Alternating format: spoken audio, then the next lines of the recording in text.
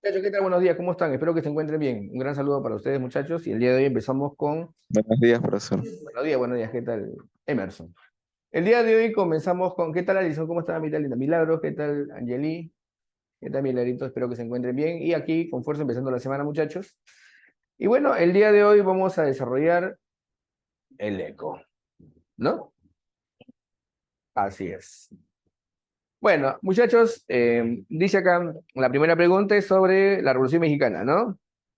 Bueno, hay que recordar que la causa más importante para que estalle la Revolución Mexicana, de 1911 en realidad, bueno, 10-11, porque recordemos que Porfirio ya se reelige y bueno, se hace un levantamiento, una proclama para sacarlo del poder, ¿no? Esto, recordemos, se llama el Plan Guadalupe.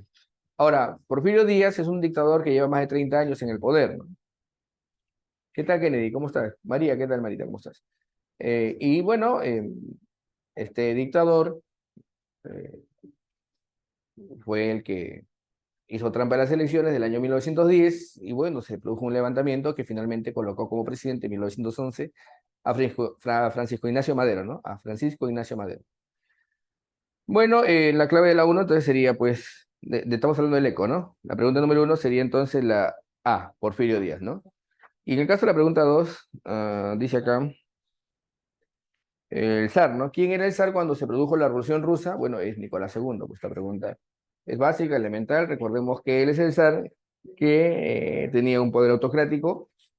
Bueno, recordemos que su autocracia no iba a ser pues alterada rápidamente. Él insistió en no convocar a una asamblea constituyente, no quería que Rusia tenga una constitución y bueno, a pesar de que se había creado la Duma, él disponía de en qué momento disolverla, ¿no? O si no, no convocarla, pues, ¿no? Al final, pues la Duma fue un chiste mal gusto, pues, ¿no?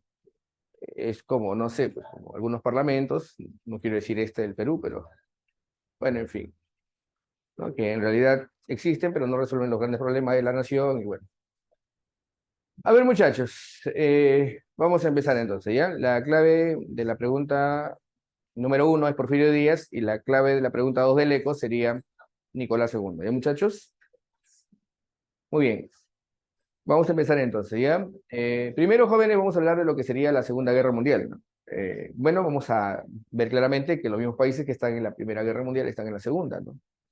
Y bueno, al igual que en la primera, esta guerra también es imperialista, pero el imperialismo viene de un bloque que se llama las potencias del eje. Los países del eje son los que, con su expansionismo, alteran pues la política internacional y esto va a hacer que se desate la eh, Segunda Guerra Mundial, pues, ¿no? Ahora, casi lo mismo que pasó en la primera, Alemania, que perdió todas sus colonias en la Primera Guerra Mundial, no, después de la Primera Guerra Mundial, Alemania pierde todas sus colonias por el Tratado de Versalles. Y ahora Alemania pues quiere territorios o colonias, quiere formar su imperio, el Tercer Reich, el imperio de 1000 años, ¿no? Supuestamente debería tener 1000 años, porque los nazis habían llegado bueno, llegaron a la conclusión de que cada imperio pues grande o importante de la humanidad duraba 1000 años. Pues. Esa teoría no era nueva, era de un historiador llamado Spengler, pero bueno. Ahora, como se creía eso, ¿no? Em, bueno, los nazis comenzaron a desarrollar pues una especie de neoimperialismo, por así decirlo. Ya comenzó a invadir pues primero, invade Austria, el Anschluss, de ahí los Sudetes en Checoslovaquia y posteriormente va a ser Polonia. Lo que origina, por supuesto, la guerra, porque Polonia era un país recién creado y que tenía como garantes de su soberanía a Inglaterra y a Francia. Es decir, si Hitler se metía con Polonia, se metía con Inglaterra y con Francia, pues, ¿no? Esa sería pues la situación. Bueno, así empezó la guerra. Cuando Hitler invade Polonia y en defensa de Polonia llega Francia y llega pues Inglaterra, ¿no? ¿Qué más les iba a decir? Bueno, esa es una. Italia también invade, pues, ¿no? Invade Etiopía, una parte de Somalia, invade Libia, ¿no? Es más, tenía intereses expansionistas en Grecia y Albania. Entonces, esto también ya como que no iba a ser tolerado. Recordemos que existió un organismo que se llama la Sociedad de Naciones, ¿no? Y bueno, en el caso de Japón, Japón invadió Corea, invadió Manchuria, no sé, se la arrebata a los chinos, invade China también, pues recordemos el año 37, ¿no? Cuando llega a Nankín, donde Japón hace cosas horrendas con los chinos, que hasta ahora, por ejemplo, tiene una consecuencia diplomática pues muy particular, ¿no? No olviden ustedes que China y Japón hasta ahora tienen las heridas de la masacre de Nankín, por lo que hizo Japón contra los chinos, ¿no? La masacre de Nankín, eh, bueno, una conducta horrible que hizo Japón, que hasta ahora genera problemas diplomáticos entre China y Japón. Bueno, en todo caso, jóvenes, es el imperialismo de los países fascistas lo que altera la situación política internacional y genera la guerra, ¿no? Ahora, recordemos que el fascismo pues también fue apoyado y financiado en algún momento por los países industrializados, fue apoyado y tolerado inclusive por los miembros de la Sociedad de Naciones. La pregunta es ¿por qué? Fácil, porque eran fascistas y anticomunistas. Y recordemos que la preocupación más grande que tenía Estados Unidos, Francia e Inglaterra era la expansión del comunismo. Por eso no tuvieron ningún problema en apoyar al fascismo. Lo apoyaron en un momento y hasta lo toleraron, hasta que en un momento se salió de control. No lo pudieron controlar, o sea, despertaron al monstruo, ¿no? Aunque suene un poco irónico, Estados Unidos, Francia e Inglaterra fueron muy tolerantes con el fascismo. Y ya te dije, ¿no? Le dieron posibilidad de eh, expansión, le dieron tolerancia, porque pensaron que, bueno, no era mala idea tolerarlos hasta que el comunismo pues, se ha frenado en Europa Occidental, que era la gran preocupación de los países de las llamadas democracias occidentales, ¿no? Bueno, ahora Inglaterra y Francia hablaban del colonialismo o el neoimperialismo o el expansionismo fascista. Decían que Alemania tenía su teoría del espacio vital y que eso no estaba bien. Y bueno, ellos hipócritamente tienen imperios coloniales, pues, ¿no? Habían invadido varios países. O sea, está bien que lo haga Francia e Inglaterra, pero que lo haga Alemania no, pues, ¿no? Bueno, en fin, joven, ya ustedes entienden, son pleitos de los países de Occidente. Pero yo les aclaro esto, la guerra empieza cuando invade Polonia, punto, nada más. ¿Ya? Acuérdense bien de esto. Ahora, otro hecho importante para que se desate la guerra es la rivalidad ideológica.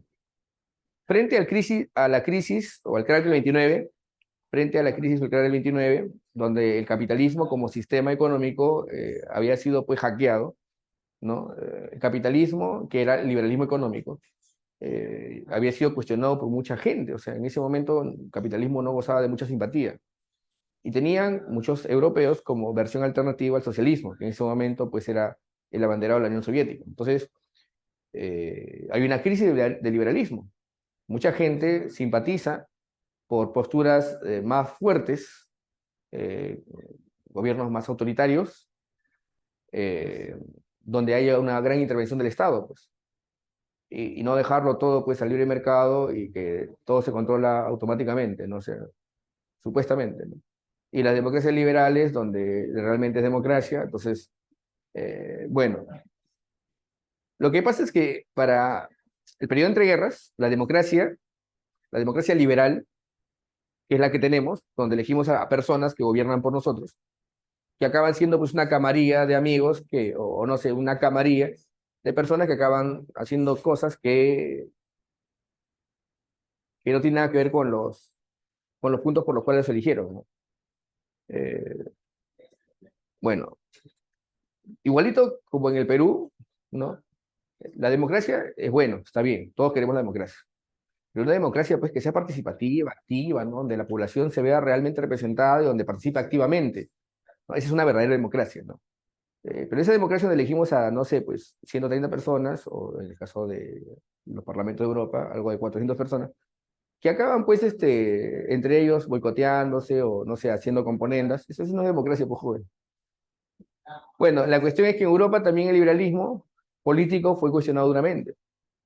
La gente no creía en la democracia liberal, no creía en el liberalismo económico porque ya habían probado pues el mal sabor de la crisis o el canal del 29.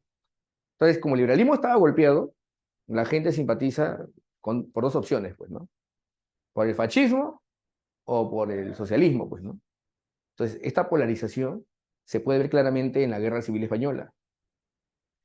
España es el primer país que tiene un conflicto que tiene ribetes ideológicos. Y eso pasaba también en Europa. En Europa había una terrible polarización política, producto de la decadencia o la caída del liberalismo. Entonces, curiosamente, yo sé que muchos jóvenes de repente que me están escuchando simpatizan con el liberalismo, dicen que el liberalismo es lo máximo, ¿no? Que no hay nada mejor. Pero en ese momento, estamos hablando del año 30, 29, 30, 35, el liberalismo pues era totalmente cuestionado. Es más, se planteaba de, no sé, pues, no solamente una intervención del Estado, sino un replanteamiento de la democracia liberal. Pero así estaba el mundo. Pues así está. Entonces la gente simpatizaba más por posturas más enérgicas, ¿no? Posturas más decididas. Bueno, y ahí estaba pues el fascismo y estaba el comunismo en el otro extremo. La gran pregunta que tienes que hacerte es a qué bando se unieron pues los industriales, los banqueros, los terratenientes, la iglesia, ¿no? ¿A qué bando crees que se unieron? ¿Al comunismo? ¿Al socialismo? No, pues jóvenes. Se unieron al fascismo. Claro. Alimentaron al monstruo. Es más, Hitler, a pesar de todo, hasta fue propuesto como Premio Nobel de la Paz, aunque ustedes no lo crean. De repente muchos de ustedes no saben eso, ¿no? Sí, porque como te digo, ¿no? Es curioso, ¿no? Es curioso. Si ustedes buscan información en internet, probablemente encuentren algo de esto, ¿no? Y hubo sacerdotes como Alois Judal, que fue muy simpatizante del fascismo, ¿no? Muchos cardenales hacían el saludo nazi. Es más, yo les reto ahorita que si ustedes buscan ahí sacerdotes haciendo saludo nazi, van a encontrar bastantes, ¿no? O saludo fascista, ¿no? Busquen ahí obispos haciendo saludo fascista de España, de Alemania, ¿no? De Francia, había bastantes. Ya descaradamente lo hacían, ni siquiera ocultaban su simpatía, ¿no? Así estaba el mundo, pues jóvenes. Así estaba el mundo. Así estaba el mundo, pues. Una situación difícil, pues, de crisis, ¿no? Como dicen, a veces las crisis alimentan a las bestias, ¿no? Bueno, en fin. Vamos a poner acá rapidito, entonces. La primera causa, ya, vamos a poner aquí, la Segunda Guerra Mundial.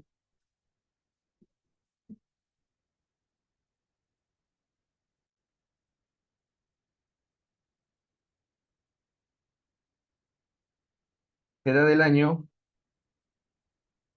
1939 a 1945. Ya, muchachos, vamos a poner acá causas, que sería lo primero, las causas.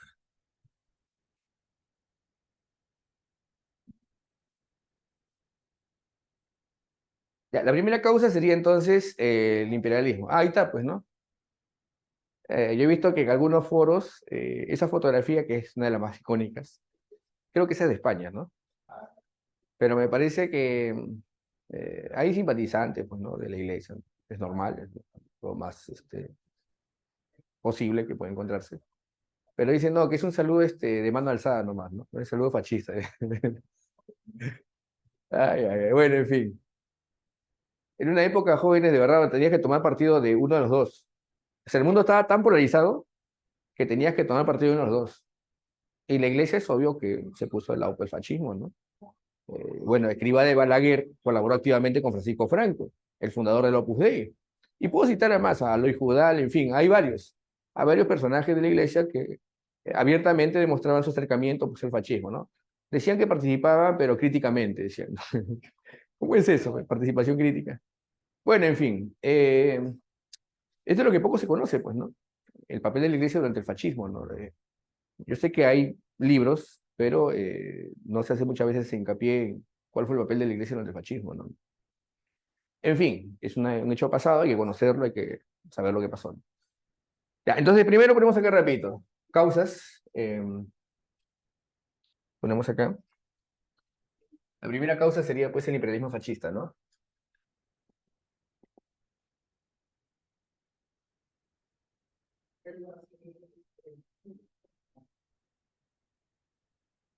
Ya, primera causa. Segunda causa sería, muchachos, el fracaso de la Sociedad de Naciones. El organismo para la paz mundial sería la Sociedad de Naciones, que se creó después de la Primera Guerra Mundial. Cuando acabó la Primera Guerra Mundial, se había creado un organismo para asegurar que nunca más algo como la Primera Guerra Mundial se repita. Lo más curioso es que la propuesta para crear la Sociedad de Naciones vino del presidente Wilson. Presidente Wilson, presidente de Estados Unidos. Estaba dentro de los 14 puntos que él había planteado para el futuro del mundo. Y bueno, todo parecía bien, pero había un punto que a Estados Unidos, o sea, la idea era de Estados Unidos, pero ejecutarla a Estados Unidos no le gustaba. La propuesta del desarme, ¿no? Estados Unidos fue el que propuso la política de desarme como condición para que la paz mundial pues prevaleciera, ¿no? Bueno, en muchos países entusiastamente comenzaron pues a desarmarse, ¿no? Comenzaron a implementar una política de desarme. Curiosamente, muchos países lo hacían, menos Estados Unidos. Bueno. Ese es lo más raro. O sea, todo desármense menos yo, ¿no? Y bueno, esta política que pudo haber, en realidad, haber funcionado muy bien, hizo que fracasara la Sociedad de Naciones, ¿no? Porque Estados Unidos, como te digo, promovió el desarme, pero ellos no quieren desarmarse. Y ahora la pregunta es ¿por qué? Bueno, fácil, Estados Unidos tiene una gran industria armamentística. Y bueno, pues, como entenderás, no estaba en sus planes pues desarmarse de verdad, ¿no? Además, Estados Unidos se había encumbrado como potencia fuerte. Europa estaba devastada, prácticamente estaba a riendas de ser dirigida por Estados Unidos. Entonces, lo que ocurre es que, bueno, ya en las reuniones que se hacen en Suiza, en Ginebra, Estados Unidos comienza a tener una postura cada vez más independiente, ¿no? Fuera de la Sociedad de Naciones, lo que hace que finalmente pues, se retiren las conversaciones. Eso es lo más curioso, ¿no? Estados Unidos es el promotor de la creación de la Sociedad de Naciones, Estados Unidos es el promotor del desarme, pero Estados Unidos no participa en la Sociedad de Naciones, se acaba retirando, y Estados Unidos no se desarma. Esto hace que otros países vean por conveniente tampoco hacerlo, pues. Y fracasó. Además, Estados Unidos, prácticamente Francia, Inglaterra y Estados Unidos, ¿no? Habían promovido una política de contención al comunismo. No directamente, pero sí indirectamente. ¿Cómo es esto? La Sociedad de Naciones tenía una política que se llamaba la política de apaciguamiento, ¿no? Frente a una tensión, tratar de apaciguar, ¿no? Calmar, pero no intervenir directamente. Esto fue lo que hicieron pues con Hitler y Mussolini. Cuando Hitler y Mussolini comenzaron su expansión, en vez de pues, ¿no? aplastarlos cuando germinaban los monstruos, o sea, cuando el fascismo era así, un pequeño brote que salía de la tierra, pudieron haberlo aplastado, pues, pero no, permitieron que creciera, se volvió un árbol frondoso, ¿no? Y ahí pues no podían hacer nada, ¿no? Pero bueno, en fin, esta política de la Sociedad de Naciones se llama política de apaciguamiento, ¿ya? Política de apaciguamiento. Entonces, claro, o sea, como te dije, alimentaron al monstruo. Alimentaron al monstruo. Entonces vamos a poner acá rapidito. Causas, voy a poner acá, el fracaso de la Sociedad de Naciones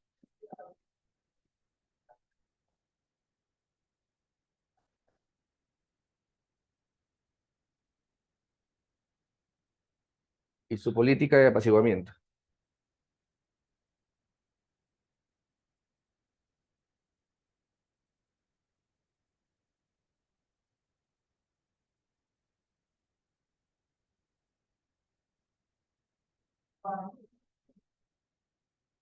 Ya te dije, lo que más le preocupaba a Inglaterra, a Francia, a Estados Unidos, era que el comunismo ganara terreno en Europa. Esa era su mayor preocupación.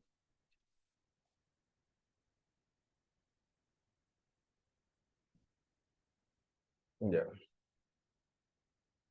Siguiente. Jóvenes, ella lo que expliqué hace un momento,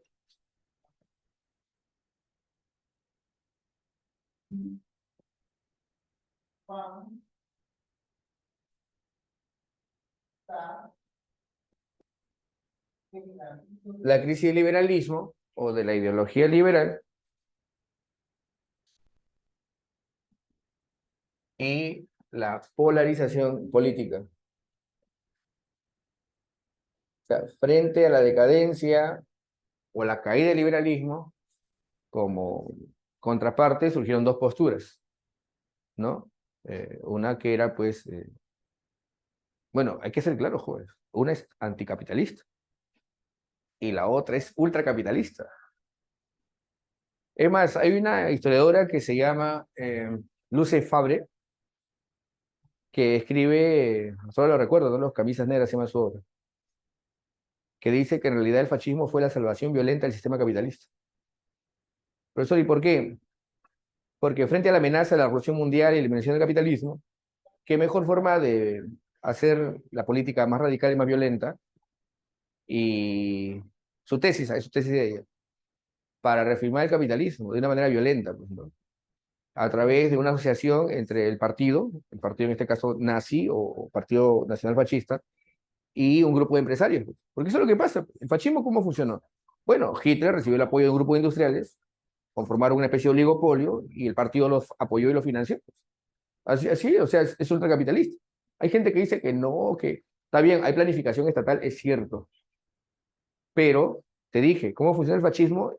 Es prácticamente una alianza entre el partido y un grupo de industriales. Que es más, mira, por ejemplo, se rompe la intención de los socialistas del movimiento obrero internacional. O sea, supuestamente los obreros de todo el mundo tenían que juntarse y eliminar el capitalismo. Pero en el caso de Alemania e Italia, ¿no? Se promovió el nacionalismo para quebrar este punto de vista que era internacionalista. Recordemos que los socialistas hablaban de que el problema mundial es el capitalismo y había que borrar el capitalismo en todo el mundo. Por eso que la lucha contra el capitalismo mundial, la burguesía también está instalada en el mundo, entonces hay que barrer con la burguesía. Entonces, para quebrar esta intención internacionalista, qué mejor que promover los nacionalismos para hacer pelear a la gente del pueblo, pues, ¿no? O los sectores populares, alentar los nacionalismos para dividir al movimiento obrero internacional. Ese es lo primero, mira, esa es una tesis que me parece muy interesante. Y segundo, recordemos que el corporativismo fascista quebraba esta idea de la lucha de clases y hablaba de la lucha de los pueblos para fortalecer una alianza entre la burguesía y los obreros, pero los obreros no podían tener sindicatos. Por ejemplo, en los gobiernos fascistas no habían sindicatos, o si habían asociaciones de trabajadores, porque sí las hubo, es cierto, estaban vigiladas y controladas por el Estado, y tenían que colaborar o consensuar con los empresarios. Lo que, a mi punto de vista, tiene, por ejemplo, algunas, de repente, eh, algunas salvedades, ¿no? Pero el objetivo era, pues, que los trabajadores no tengan sindicato, ¿no? Ese es uno. Y bueno, podía inclusive hasta ser explotados. O se permitía el trabajo, por ejemplo, de sectores marginados como judíos, pues, ¿no? Gitanos, comunistas, en fábricas que eran de los oligopolios que colaboraban con los partidos fascistas. ¿Sí? Para que veas. ¿Eh? Bueno, esa tesis no es mía, es de Luce Fabri, que se llama, pues, Los camisas negras, ¿no? Un buen libro. Bueno, ¿qué es el liberalismo y la polarización política, no? Ya te dije, habían dos posturas, una que era anticapitalista y otra que es procapitalista, porque en el fondo es procapitalista el fascismo. Voy a poner así entonces.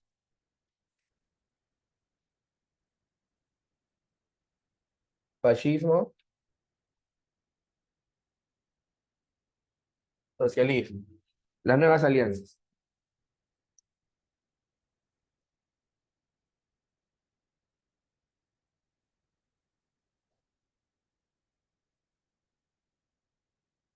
Las nuevas alianzas que se forman, bueno, tenemos aquí al eje fascista, el eje,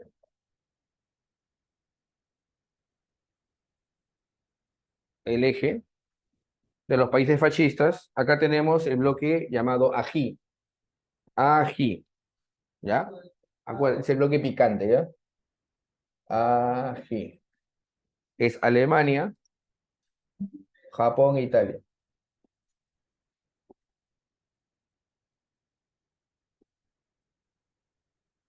Por ejemplo, Alemania y Japón habían firmado un pacto que se llama el Pacto Anticominter para luchar contra el movimiento obrero internacional que había convocado Lenin. ¿Se acuerdan que Lenin había hablado de que todos los obreros del mundo deberían unirse? La revolución había empezado en Rusia y tenía que extenderse por todo el mundo. En la Tercera Internacional, también llamada el Cominter, ¿no? Entonces, como Lenin había propuesto esto, bueno, Japón, muy preocupado, y Alemania también, como son anticomunistas, se reunieron los gobiernos tanto de Japón como Alemania y firmaron el Pacto Anticominter. Pacto Anticominter. Y Alemania y Japón después firman un pacto que se llama el Pacto de Acero. Pacto Anticominter, Alemania y Japón, y Pacto de Acero, Alemania e Italia, ¿no? Voy a poner así, ¿ya? El Pacto Anticominter,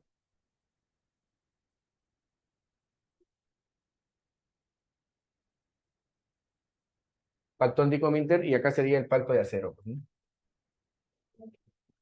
Por si acaso, ya como dato lo pongo. Vamos a ponerlo bonito, ¿ya?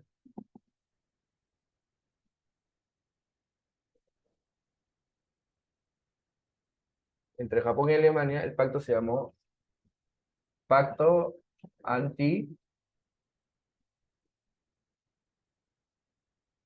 Ahí está. Y Japón e Italia, el Pacto de Acero, que se firmó el año 1939. Muy bien. ¿Qué más ponemos aquí? Tenemos también a los aliados, ¿no? Los aliados. Los aliados. ¿Quiénes forman el bloque de los aliados? Bueno, fácil. Tenemos a Francia, Inglaterra, y recién en el año 1941, recién este año, por si acaso, ojo, estoy aclarando, recién este año, porque la guerra empezó en 39, pero recién el año 41 entra la guerra, Estados Unidos, primero entra la Unión Soviética, y de ahí Estados Unidos. Entonces voy a poner acá Francia, Inglaterra, ¿no? Y en el año 41 entran a este bloque el 24 de junio, la Operación Barbarroja. Recordemos que, me olvidé la fecha, 24 o 22 de junio, una de las dos fechas es, se me acaba de ir. A ver quién confirma, joven, así que está en la red. Me parece que es 24 de junio, sí. 24 de junio, la Unión Soviética es invadida por Alemania. Es la operación llamada Barbarroja. Sí, pues, y a raíz de esta invasión es que la Unión Soviética entra en contra de Alemania, pues, ¿no? Así es. Y el 7 de diciembre al 22 de junio, ¿no? Ah, caray, 22 de junio. Muy bien. Excelente, señorita. El 22 de junio, entonces. 22 de junio, ya me estoy confundiendo con otro hecho. Ya, a ver, el 22 de junio se produce entonces la Operación Barbarroja, ¿ya? Y el 7 de diciembre de ese mismo año 41, Japón ataca la base de Estados Unidos en Pearl Harbor. Sí, sí, sí, ese mismo año, pues, ¿no? Entonces, ya se inicia, pues, la intervención primero de la Unión Soviética y después de Estados Unidos, ¿ya? Pero voy a aclarar una cosa. Lo curioso es que Alemania y la Unión Soviética, antes de que empiece la guerra, habían firmado un pacto. Sí, ahorita vamos a hablar de eso. Entonces voy a poner acá rapidito. El 22 de junio ingresa la URSS primero y el 7 de diciembre de este mismo año 41 entra Estados Unidos. Ya está. Muy bien. Ponemos acá entonces, miren, muchos lo ponen como antecedente, ¿ya? Muchas veces en los libros ponen antecedentes, ¿no? Bueno, ponen el CRA del 29, la Guerra Civil Española, ¿no? A veces inclusive hasta la crisis del liberalismo la ponen como un antecedente. Pero definitivamente un antecedente es el que te voy a escribir aquí. Por eso le voy a poner un asterisco para diferenciarlo, ¿ya? Acá, a ver. Mira, voy a ponerlo así, ¿ya? Mira, a ver, miren. Alemania, especialmente Hitler, por supuesto. Hitler, acá está, Alemania, piensa invadir un nuevo país que se ha creado. Este país se llama Polonia. Por supuesto, acá está la Unión Soviética. Acá está Francia y acá está Inglaterra, ¿no? Ahí está. Entonces, mira, para que me entiendas, recontra fácil. Si Hitler invade Polonia, inmediatamente la Unión Soviética protestaría, es obvio. Pero eso ni por qué, porque Polonia se había creado con cierta parte de cesión territorial que hizo Alemania después de la Primera Guerra Mundial, y Polonia también, o parte de Polonia, había sido antes también territorio de Rusia, o bueno, ahora llamado la Unión Soviética, ¿no? Porque la Unión Soviética eran varias repúblicas, pero la más grande pues era Rusia. Entonces, si Hitler invadía Polonia, se iba a ganar un pleito con la Unión Soviética. Vamos a ponerlo con color claro, ¿ya? Entonces, enojaría esto a la URSS. Y la URSS para ese momento ya no era ningún país cualquiera. Recordemos que Stalin había desarrollado una importante industria y había convertido a la URSS en un país, pues, respetable, ¿no? Ya Stalin había industrializado la Unión Soviética. Ya no era cualquier país, no era el país que gobernaba el zarismo, pues, ¿no? No era el país de que todos hacían mofa, pues, ¿no? He publicado una foto ahí, ¿no? Ese es el pacto anticominter, ¿no? Que ha colocado Romina, me parece. Sí, sí. Entonces, jóvenes, si Hitler invade Polonia, esto enojaría a la Unión Soviética. Y Hitler tiene preocupación porque Rusia, ahora llamada Unión Soviética, no es el mismo país de los zares, pues. No era el país con cañones de avancarga, con caballería, no. Ahora tenían tanques, tenían aviones, tenían industria pesada. Entonces Hitler está preocupado, pues, ¿no? Vamos a poner lo que Hitler hace. Como, vamos a poner su, ¿no? Su bigotito, ¿ya? Su peinado. Ahí está. Bueno, Hitler está preocupado, pues, ¿no? ¿Por qué está preocupado? Fácil.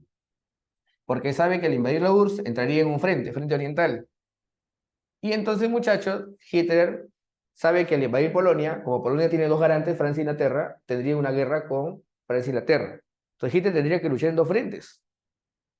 Y eso, por supuesto, es repetir el mismo plato de la Primera Guerra Mundial. Alemania perdió por dos razones. Recordemos, por luchar en dos frentes y por el desgaste, porque se le acabaron los recursos. Entonces Hitler es consciente, ahora Alemania perdió todas sus colonias. Alemania perdió todas sus colonias. Y encima luchar en dos frentes otra vez sería como repetir el plato, ¿no? Un déjà vu, ¿no? Es como, no sé, un por dos, como dicen, ¿no? Por dos. O 2.0, ¿no? Entonces, Hitler es audaz, algo de inteligencia tenía. Un remember, claro, puede ser un remember de... Está bien, está bien. Entonces, Hitler no va a hacer lo mismo, pues no va a invadir Polonia para enojar a la URSS, entrar en guerra con la URSS y con Francia e Inglaterra a la vez. No, sería torpe, ¿no? Sería, pues, no va, no funciona. Next. Entonces, Hitler envía a su ministro de Relaciones Exteriores, Ribbentrop. Lo envía en avión. ¿A dónde? A Moscú. Profesor, ¿y para qué? Para entrar en conversaciones con la Unión Soviética. Y secretamente se firma un pacto. El pacto llamado Ribbentrop-Molotov, también conocido como el Pacto de No Agresión Germano-Soviético.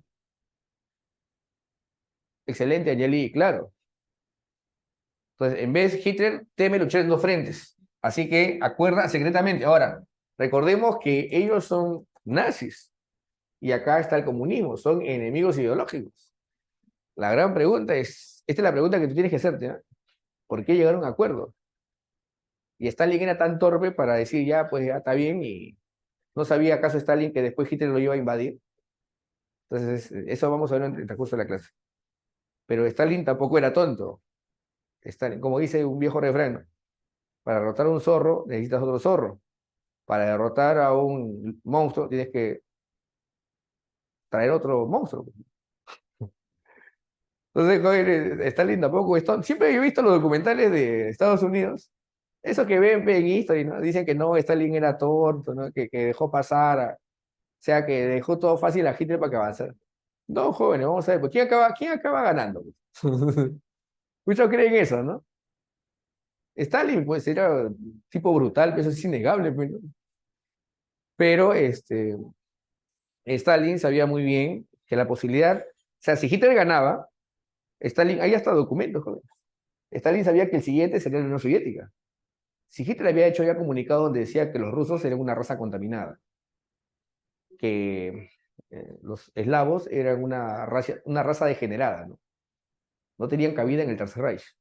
Se habían combinado mucho con los asiáticos, en fin, son tonterías que escribía Hitler, ¿no? ¿Cómo le decía? La basura blanca. La basura blanca. O sea, los rusos eran la basura blanca, algo así, ¿no? El desperdicio blanco. Bueno, entonces, jóvenes, ya, les aclaro, ¿eh? Hitler va a invadir Polonia, pero como ya firmó el pacto de no agresión, acá entonces los soviéticos ahora están tranquilos, ¿no? Están tranquilos los soviéticos, ¿ya? Ahí está, ¿no? Están tranquilos los soviéticos. ¿Sí? ¿Por qué? Porque ya firmaron un pacto, pues. ya no van a tener un enfrentamiento. Con ellos no es. Entonces Hitler invade Polonia el 1 de septiembre de 1939. Esto hace que Inglaterra y Francia le declaren la guerra. ¿Ah? Y así empieza la Segunda Guerra Mundial. Y Stalin estaba tranquilo, coordinando qué hacer, porque Stalin tenía claro que hacia Hitler le iba bien en el frente occidental, él no tenía dudas que en algún momento invadiría, pues, por si acaso, y no solamente Stalin, habían otros políticos de su época que tenían claro esto, pues, o sea, bueno, en fin. Ya, vamos a poner acá rapidito entonces. Esto se llama el Pacto de No Agresión Germano-Soviético. Ya lo voy a poner así con un, a ver, una leyenda distinta a las que están arribita. ¿Ya? Voy a poner acá Pacto de No Agresión Germano-Soviético.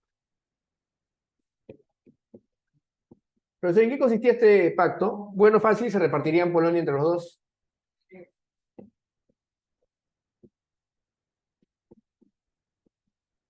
Pacto de No Agresión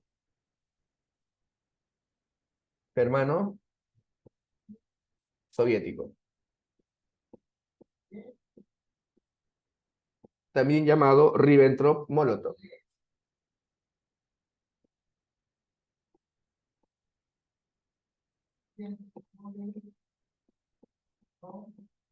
Este es del año 1939. Ya, o sea, meses antes de que empiece la guerra, ya Hitler se aseguró, pues. Y con esta licencia, con esta tranquilidad, Hitler lanza su invasión. Este es el inicio de la guerra. Voy a ponerlo así. ¿Cómo se inicia la Segunda Guerra Mundial? Bueno, fácil. Hitler invade Polonia.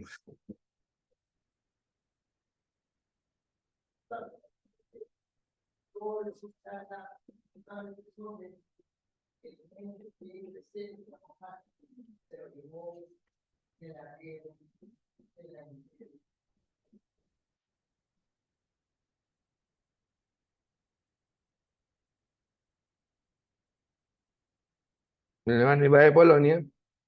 Esto ocurre el 1 de septiembre del año 1939. Esto marca el inicio de la Segunda Guerra Mundial. ¿Por qué lo invadió? ¿Por qué invadió Polonia? Bueno, un reclamo territorial que se llama el Corredor de Danzig. Yo les invito a que investiguen esto del Corredor de Danzig, ¿ya? Para que tengan más claro qué fue lo que pasó, ¿no? ¿Ya? El Corredor de Danzig, ese fue el pretexto. Problema en la frontera, con la policía de frontera, bueno, pretexto. Ya, muchachos, ahora sí, vamos con la parte de la ofensiva. Ya, los que comienzan a atacar son los países del eje, son los que comienzan la agresión, ¿ya? Es más, ni bien empezó la guerra, se reunieron todavía, hablando de que el mundo estaba cambiando totalmente, el mundo estaba cambiando para siempre, ¿no? Y que el mundo iba a girar alrededor de lo que hacían estos tres países, Italia, Alemania y Japón. Se llamaron así mismo, pues, el eje, ¿no? El eje, ¿no? Ya vamos a poner acá entonces, desarrollo de la guerra.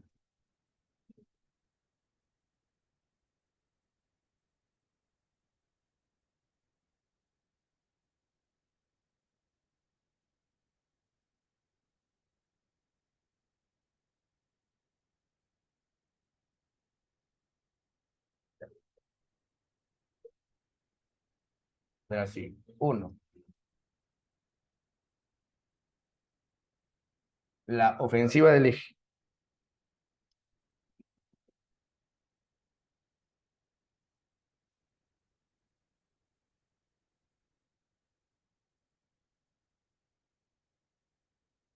La ofensiva del eje.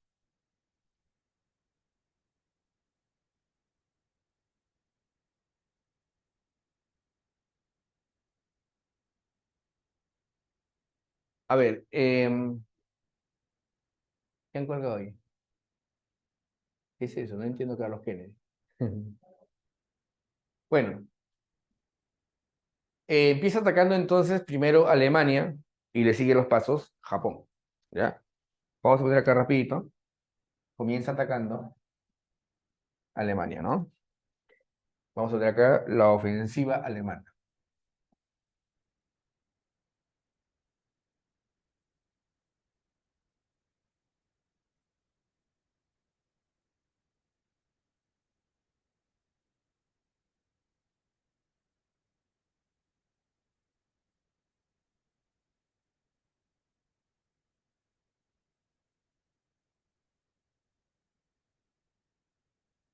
¿Un eje? ¿Es un eje de qué? ¿De bicicleta? ¿O no? No veo bien. Bueno, no, es que tú sabes que el eje es la parte central de toda rueda, ¿no? O no sé, la Tierra gira alrededor de un eje, ¿no? También, es la parte central. Entonces, era como que todos giran alrededor de lo que ellos hacen, pues, ¿no? Algo así, ¿no? Ellos van a dirigir la política del mundo, sí, algo así, por ejemplo. Bueno, ellos decían que el mundo estaba cambiando. O sea, tanto Alemania, Italia, ¿no? Sí, el mundo estaba cambiando gracias a ellos y que ellos eran, pues, los nuevos o la nueva versión del mundo, ¿no? Que estaban haciendo bajo su liderazgo. Los nuevos líderes del mundo, güey. Así, ¿no? Por eso puso un eje. Es un eje de bicicleta, creo. A ver. Bueno, ponemos acá rapidito. La ofensiva alemana. Y entonces, la primera parte, que es la ofensiva del eje, tiene dos momentos exactamente, ¿no? La ofensiva alemana y, por supuesto, en el año 41 recién, ya la ofensiva japonesa eh, con Estados Unidos, ¿no? Voy a poner aquí, entonces, primero es la ofensiva alemana y después es la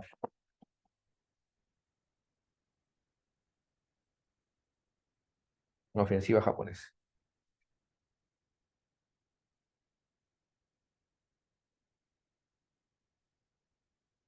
Ya. Todo empieza con la invasión de Alemania a Polonia, pero ahí no se queda todo. El año 40, miren, curiosamente, desde el ataque a Varsovia y Polonia hasta el año 40, a inicio del año 40, hay una etapa que se le llama la guerra de broma, ¿no? Porque curiosamente hay una pausa en la guerra, o sea, no se atacan. Si ustedes buscan información en internet, a esta etapa donde... Es que mira, lo que pasa es lo siguiente, los países de Europa comienzan a comunicarse, ¿no? O sea, comienzan a tejer alianzas, buscar alianzas, o mandan movimientos diplomáticos, movimientos de espías, ¿no? Se pone infraestructura, o sea, es un tiempo que se le llama así, la guerra de broma, es curioso. Pero el año 40, joven, empezando el año 40 ya, Alemania se lanza con toda y empieza a aplicar su famosa Blitzkrieg. Lo había utilizado también en Polonia. Pero acá la Blitzkrieg es espectacular. Mira, sonará un poco duro lo que voy a decir, pero Alemania joven es una máquina. Claro, la Blitzkrieg, la guerra relámpago, ¿no? Que es la acción combinada de la Fuerza Aérea, los tanques y los ejércitos de ocupación. La aviación destruye puntos claves de un país. Centrales telefónicas, centrales eléctricas, vías ferroviarias, estaciones de tren, no sé, pues, puentes, carreteras, ¿no? Entonces, primero se destruye puntos claves de un país. Una vez que la Fuerza Aérea hace eso, aeropuertos, ¿no? Una vez que eh, la aviación alemana hace esto, entran los tanques, la artillería pesada. Y por supuesto, después de la artillería pesada, entran los soldados de infantería para ocupar el territorio, los ejércitos de ocupación. Sea rápido, jóvenes. Y con esta Blitzkrieg, Alemania invade 6 países, prácticamente en 4 meses, jóvenes. Una máquina los alemanes, ¿eh? Bueno, es más, les cuento algo, jóvenes. Los despedían a los soldados alemanes. Primero les daban metanfetamina, ¿ya? ¿Cómo se llamaba esto? Pervitin. Y había otro. Les daban cantidad de metanfetamina, o sea, les daban estimulantes. Y los despedían para ir a la guerra con parlantes o megáfonos grandazos. Le ponían la música de Wagner. O sea, los chiquillos cuando salían, o sea, que le ponían la música de Wagner, o sea, le ponían la cabalgata de las Valquirias o la obertura del holandés errante. Si ustedes escuchan la obertura del holandés errante, es una música poderosa, pues, ¿no? De Vliegenden Hollander, ¿no? Ponían o sea, el muchacho, el soldado alemán, muchacho, pues, muchachón, así como yo, ¿no? Juvenil. Entonces saltaría uniformado, pues, marchando y le ponían la música de Wagner. Ah, ponían a todo volumen la cabalgata de la Valquiria. Escúchala, si tienes tiempo, la cabalgata de la Valquiria le ponían, o le ponían la obertura del holandés errante. Le ponían a todo volumen. Chiquillo pues salía su recontra emocionado pe, y le ponían encima, le metían ¿no? Metían, ¿no? Su potenciador, su potenciador. Sí, joder, para que veas, ¿eh? Para que veas. O sea, que el chiquillo salía pero emocionado. Caminaban pues kilómetros sin cansarse, joder. Estaban cambiando el mundo, pe. O sea, había un trabajo ideológico por medio. Ustedes están cambiando el mundo. Sí, pues. Songuito, hermano. Bueno, la cuestión es esta, ¿ya? Que Alemania invade 4 países, perdón, 6 países. Primero invade Dinamarca, Noruega por el hierro de Narvik, principalmente. Dinamarca, Noruega, Bélgica, Holanda, Luxemburgo y el premio mayor, Francia. Francia, jóvenes. Francia, ¿no? Eh, Pucha, que Alemania era una máquina, una fiera. La vergüenza más grande, Francia, jóvenes. Miren, les cuento, ¿ah? Esta es Alemania y esta es Francia. Y en la frontera, Francia se había matado haciendo una línea defensiva, la línea Maginot, que supuestamente los iba a salvar de cualquier intento de Alemania por invadirlos, ¿no? Pero los alemanes, que sabían bien lo que habían hecho los franceses, porque supuestamente esta línea era ultra archi super secreta, los alemanes tenían los planos, ¿ya? Y como sabían dónde acababa la línea Maginot, había una parte que estaba descubierta, por ahí pasan los alemanes. Curiosamente, justo aquí está Bélgica. O sea, otra vez invade Bélgica. Bélgica había dicho que cuando empezó la guerra, paz y amor para todos, somos neutrales, nada con la guerra, sí con la diplomacia. Pamplinas, igualito, Alemania invade Bélgica. Y por aquí, en un bosque que se llama las Ardenas, los alemanes pasan, sus tanques de artillería pasan. Y Hitler, jóvenes, cuando entra a París, porque llega y el ejército alemán se da la orden de que desfilen por los campos elíseos, que pasen por el campo de Marte, los campos elíseos, y que desfilen victoriosos por donde está el arco de Napoleón. Ahí van a pasar los alemanes desfilando, y todos los franceses tienen que ver esto, ¿ya? Y es más, Hitler dio la orden de que sacaran el vagón de tren donde Alemania había firmado su rendición después de la Primera Guerra Mundial. Ese vagón de tren tenían que traerlo, y ahí los franceses ahora van a firmar su rendición. Es más, Hitler, jóvenes, se toma una foto ahí en París, con la Torre Eiffel al fondo. Búsquenlo nada más. Además, subió la Torre Eiffel, no que me acuerdo. Sino que los franceses volaron los ascensores para que Hitler no subiera. Pero igualito Hitler subió hasta la parte alta. Pero Hitler tomó su foto. Ustedes buscan por ahí Hitler en París. Ahí sale, claro, ahí para su muro, para su face, para su face. Ahí invadiendo París.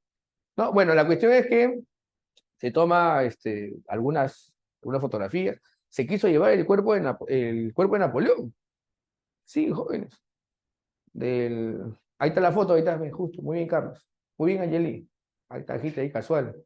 Aquí casual ve gente, dice, ¿no? Para su Instagram, para sus redes. Bueno, muchachos, la cuestión es que para Francia fue una vergüenza para Francia. Vamos a poner acá rapidito entonces, la ofensiva alemana. Ya, ponemos aquí, ahí está su selfie, ¿no? Muy bien, Alexander. Le dio su ¿qué es Vic? Brick. Brick. Brick. Bueno, ponemos acá rapidito, la ofensiva alemana, ¿ya? Muy bien, ponemos que la Blitzkrieg,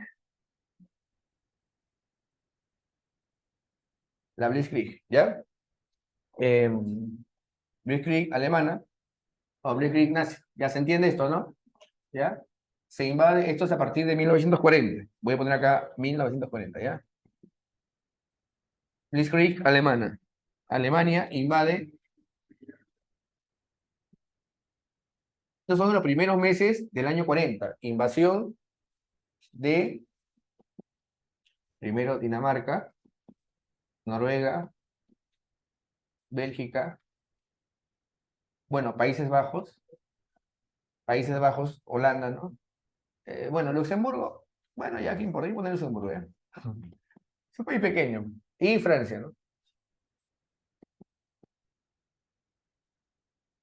Ahora, en el caso de Francia, como te dije, ¿no? Fracasó la línea Maginot. Fracasa la línea Maginot. Una vergüenza. Los franceses se habían matado destinando recursos, instalando ametralladoras, cañones, todo, para que los alemanes por ahí no pasen. O sea, por la pura gastaron plata. Ponemos acá, como te dije hace un momento, fracasa la línea Maginot.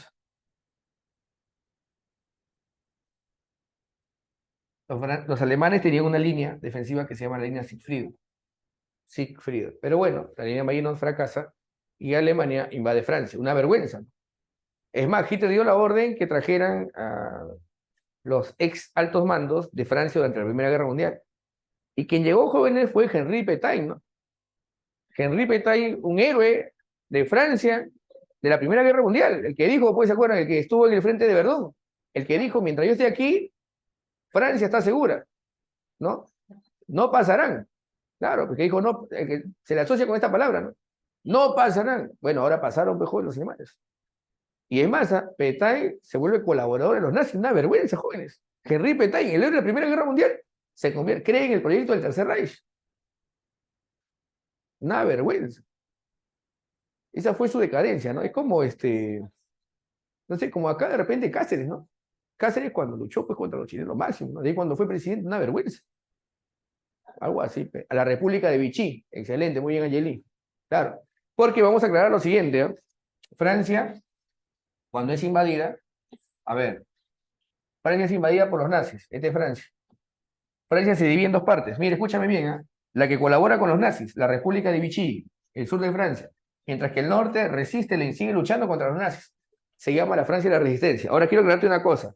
Inglaterra es consciente que si la resistencia francesa cae, el siguiente en ser invadido serían ellos. Por eso es que Inglaterra envía bastante ayuda, suministros, pertrechos a la resistencia. La idea es que la resistencia no caiga, porque ya te dije, si cae Francia, el siguiente país en ser invadido por los alemanes serían los ingleses. Bueno, entonces, bueno, también aquí pasa algo bien curioso, jóvenes, ¿ya? Ahorita vamos a ver. Entonces, Francia se divide en dos. La Francia libre,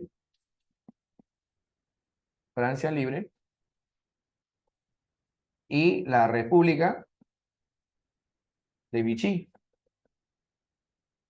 La República de Vichy es pro-nazi, colabora con los nazis, y está dirigida por Henri Pétain.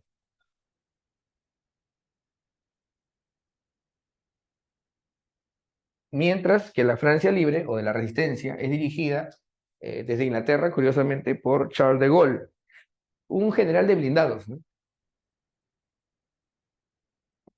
Ah, no, este de la Resistencia, vamos a ver acá,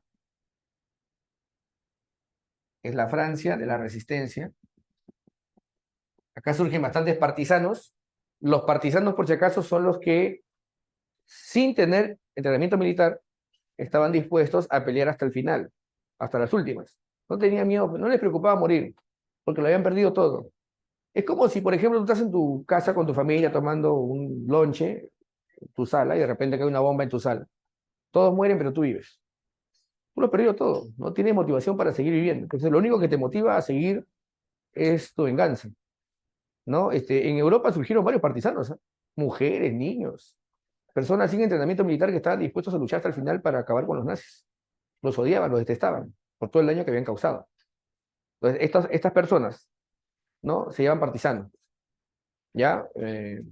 Bueno, ponemos aquí entonces la resistencia, ¿no? Francia libre, ¿ya? Quien dirige la resistencia va a ser Charles de Gaulle.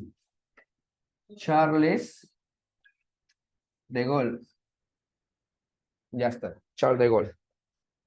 ¿Ya? Muy bien, hasta ahí, jóvenes, parece que todo estaba bien, pero ocurre algo bien curioso que hasta ahora es motivo de discusión entre los académicos, ¿no? ¿Qué pasó? Bueno, los alemanes comienzan a atacar a la resistencia y, por supuesto, los ingleses habían enviado soldados, pero los alemanes comienzan a avanzar de tal manera que los rodean en una playa. La playa se llama Dunkerque. Hitler había rodeado, bueno, el ejército nazi había rodeado prácticamente a 200.000 hombres y pudo haberlos aniquilado. Pero en una decisión extraña y polémica, Hitler dio la orden de no disparar y dejarlos que escapen. Los franceses e ingleses, o el ejército anglo-francés que estaba aquí, va a poder ser llevado por barcos que envían los ingleses al sur de Inglaterra. Bueno, hasta ahora ese tema es un tema de discusión entre académicos. ¿Qué pasó? Bueno, en fin, es más, el segundo al mando de Hitler se arroja con avión a Inglaterra. Bueno, Rudolf Hess, ¿no? La versión más popular o extendida es que eh, dentro de Inglaterra había sectores que eran prosnazis y que querían colaborar con los nazis. Y una señal de que Hitler estaría dispuesto a tener conversaciones o negociaciones antes de entrar en guerra era esto, pues, ¿no? Sí, sí, sí. Habían nobles ingleses, la nobleza para variar, la nobleza inglesa, que eran pronazis, ¿ah? Por si acaso. Sí, muchachos. Adentro de Inglaterra había un partido fascista, ¿no? Dirigido por Oswald Mosley, ¿no?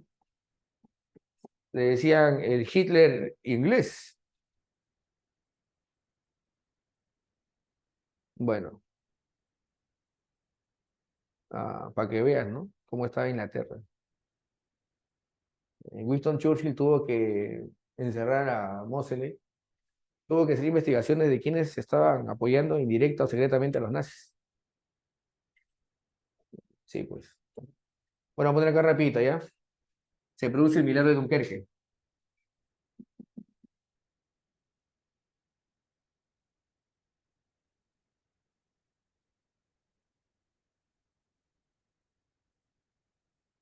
Milagro de Dunkerque. A veces lo ponen así como Dunkerque, ¿ya? Ya, esto se produce, bueno, a través de una operación que se llama la Operación Dinamo.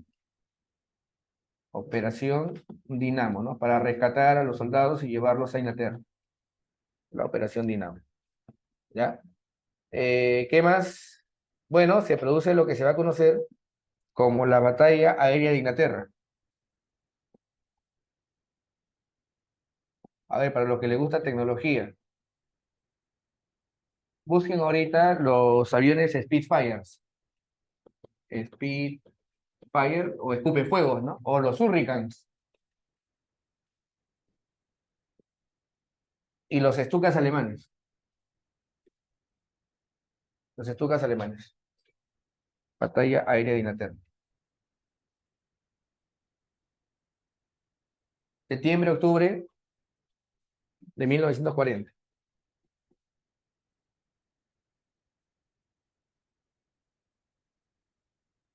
Ya, ahí está, ¿no? Ahí está, esos son los Hurricanes. A ver, sí. Ahí están los Hurricanes. A ver, no, esos son los Stukas, creo. A ver. Esos son los Stukas, claro, esos son los Stukas, lo que ha publicado Yeli. Lo que están arriba son los Spitfire, ¿no? Los escupefuegos. Ya, esos dos aviones jóvenes, tecnología, ahí está, pero no lo que decía en el siglo XIX. Quien lidera la tecnología puede liderar la guerra, ¿no? Entonces, los aviones con mejores performance en esa época, pues eran estos, pues, ¿no? Sí. Y se enfrentan, pues. Se enfrentan los Spitfires con los Stukas alemanes. Sí. ¿Y te acuerdas? Yo te dije en una clase anterior de que Alemania a veces, como le faltaba colonias y le faltaba recursos, entonces Alemania siempre apostaba por la innovación tecnológica para superar. O sea, si tú desarrollas una mejor máquina que tu enemigo, tienes una chance, una ventaja de ganar. Así que Alemania siempre estaba innovando. En la guerra, jóvenes, los cerebros de los científicos, los químicos, eh, ingenieros, ¿no? Estaban pero al límite, jóvenes. O sea, que full estrés. Pero ahí estaban trabajando, ¿no? Bueno, estos dos aviones se van a enfrentar en el cielo de Inglaterra, ¿ya?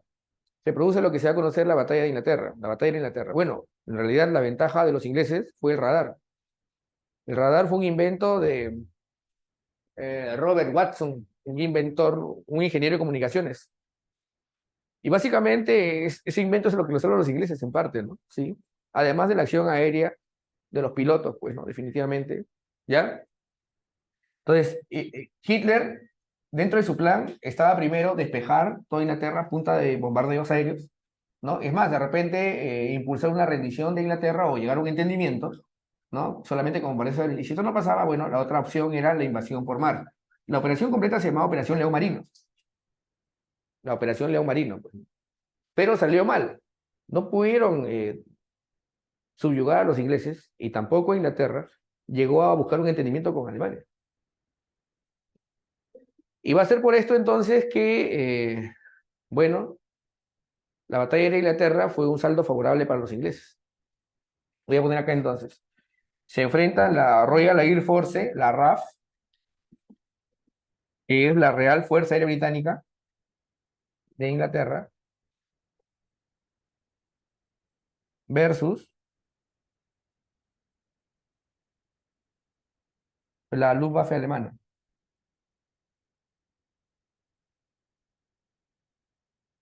La Luftwaffe de los nazis, ¿no? ¿Ya? La batalla de Inglaterra fue favorable para ¿quiénes? Para los ingleses, ¿ya?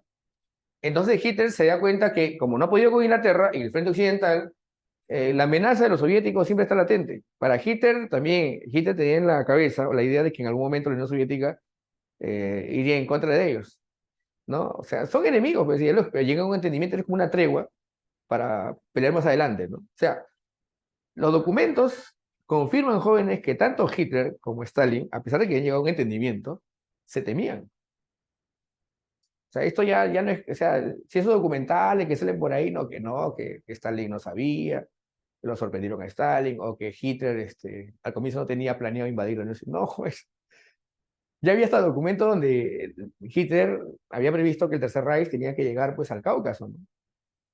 Entonces, o tenían esa proyección, ¿no? De expansión. Entonces, no, pues jóvenes, esos cuentitos que salen en los documentales de Estados Unidos, no, es como los documentales de Perú, ¿no? O sea, ¿no? Que dice que alienígenas, ¿no? O sea, acá los peruanos no pudieron haber creado algo, ¿por qué? Porque si hay algo maravilloso, tiene que haber sido hecho por alienígenas, ¿no? Algo así, pues, son puros cuentos, joder. Bueno, entonces yo voy acá rapidito, ¿ya? Eh, bueno, ahí está, muchachos, ¿ya? Hitler entonces hace su operación contra la Unión Soviética, la Operación Barbarroja. Ahora, Hitler invade el 24 de junio. Ustedes que la rompen en geografía, cuando acá es verano, mejor dicho, a ver, acá es invierno, 24 de junio, ¿sí o no? En el hemisferio norte, ¿qué es? Si acá es invierno, ¿no? Si acá en el hemisferio sur, está acá en el Perú, es invierno, en el hemisferio norte, ¿qué es? Si acá es invierno, en el hemisferio norte, ¿qué es? Es verano. O sea, Hitler invade en verano. Tiene verano, tiene otoño. O sea, tiene 6 meses. Ya ponle hasta 8 de repente. No, ponle a ver, ponle 6 meses, 6 meses ponle. Claro, pues. O sea, tenía verano, otoño. Sobrado, pues jóvenes, pues va a ir a la Unión Soviética. Digo, no, sobrado, en 6 meses la hacemos linda. Stalin lo primero que hizo, porque ya se la olía, sacó todas las fábricas que estaban cerca, o sea, a la frontera con Alemania, o sea, mejor dicho, todas las fábricas que estaban cerca, al lado occidental, las desmontó y las llevó lejos, para no ser presa de la aviación nazi. Eso también se sabe, joder, o sea, Stalin ya se lo olía. Claro, ahí está, pues la cuestión es que Hitler dijo, no, ese mes, Hitler sabe bien lo que le pasó a Napoleón, no es tonto. Él sabe lo que le pasó a Napoleón. ¿Tú crees que no sabía? ¿Tú crees que no había ido al colegio? Ya, una cosa es pelear con los rusos y otra cosa es pelear con el invierno. El general invierno, pues jóvenes. Claro, y se mata más gente. Así le decían, pues, general, al invierno ruso le dicen el general invierno. Es el mayor grado. Se mata todo. Claro, se la rompía en geografía Hitler. Bueno, Hitler entonces sabía, pues, ¿no? Bueno, y se atreve a invadir la URSS, pues. Ahora, invadir la URSS no es como invadir pues, Luxemburgo, Bélgica, ¿no? O sea, si tú te metes a la Unión Soviética o a Rusia, para que tengas una idea, te metes a Rusia, un país que tiene pues, más de 17 kilómetros cuadrados, 17 millones de kilómetros cuadrados de territorio. O sea, tú te metes a Rusia, es como meterte a la boca del lobo, tú no puedes perder. Si tú te metes y pierdes, ya fuiste, ya. Te tienes que ir a ganador. Y Hitler estaba confiado, pues, porque lamentablemente, jóvenes, los ucranianos, un grupito de ucranianos, más que todos estos fascistas, pues, porque en Ucrania, o sea, la Unión Soviética era un proyecto de unidad, pero dentro de Ucrania habían simpatizantes del fascismo que apoyaron a los nazis para invadir todavía, por problemas nacionalistas que tuvieron con Rusia. Pues. Entonces colaboraron con los nazis. Ahí están pues, los simpatizantes de ahora. Pues. Comando Azov, toda esa mancha que está ahí con Zelensky. Pues. No sé si han escuchado alguna vez de Stepan Bandera. Es tremendo nazi. Ese es el ídolo de Zelensky. Bueno, la cuestión es esta, pues, como te digo, una cosa es invadir Luxemburgo, ¿no? Bélgica, ¿no? Ya, Países Bajos. Otra cosa es invadir la Unión Soviética, ahí te la rifas. Y Hitler dijo, sí, mira, un momentito, vamos a formar un gran ejército, más de 3 millones de soldados, ya, divididos en 126 divisiones, con un refuerzo de 2 millones adicionales. 28.000 baterías de fuego largo alcance, 4.000 tanques, 4.000 aviones para invadir la URSS. Stalin se lo olía. Ya que avance, no, ya déjalo que avance. Ya cuando lleguen a un nivel, ¿sabes qué? Ahí hay que hacer de frente y defensa. Frenar con todo, hasta que llegue el invierno.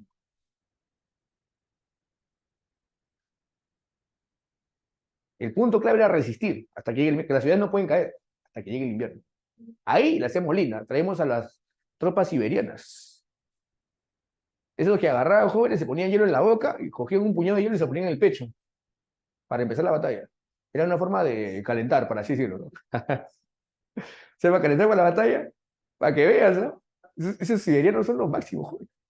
Y eso, por si acaso, se parece más a los chinos que a la clásica imagen que tú tienes de los rusos. El siberiano es medio, es asiático, pero de rasgos eh, parecidos a los chinos, que me entiendan, ¿ya? Para que veas, ¿eh? Bueno, entonces, muchachos, se produce la operación Barbarroja, ¿ya? Ponemos acá rapidito. Fracasa, como te dije hace un momento, fracasa la operación Leo Marino. O sea que el tiempo pasa volando.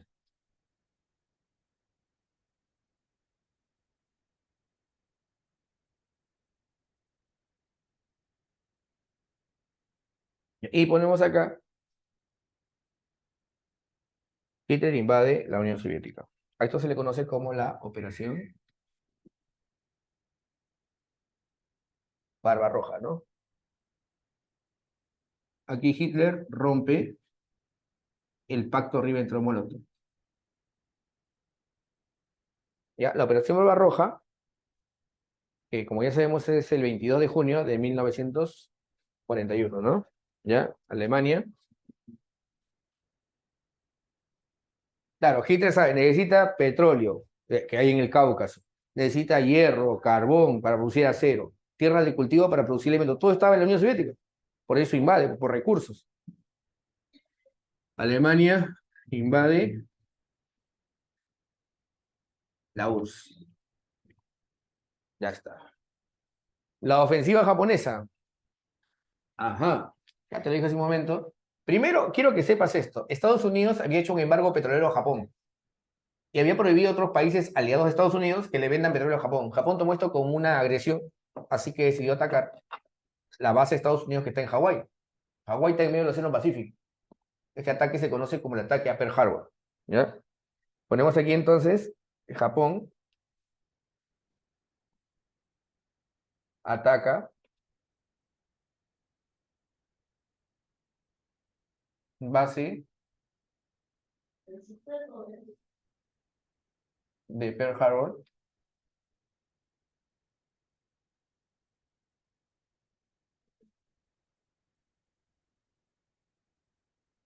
en Hawái, ¿no? ¿Ya? De Estados Unidos. ¿Ya? Esta era una base norteamericana. Estados Unidos,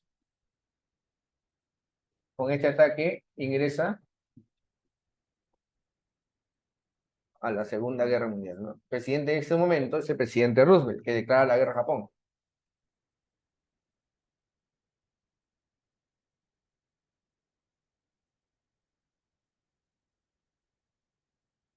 Ya está. Muy bien, muchachos. Vamos con lo siguiente.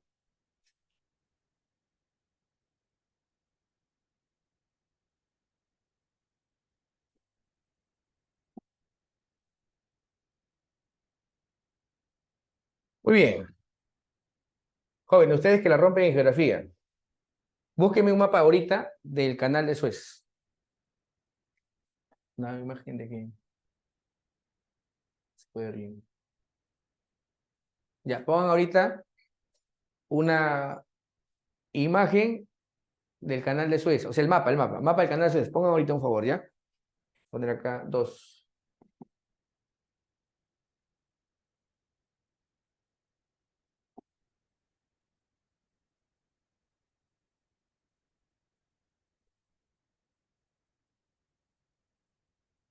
Ya, ahí está, ahí está, ahí no va, déjenle. Ya, a ver. Miren la foto donde está, a ver, la foto de Angeli de Milagros, ya es igual, la misma, ¿no? Ya. Ustedes seguramente ya lo saben por geografía, gracias a las lecciones del gran maestro de geografía. ¿No? Ya, este es África,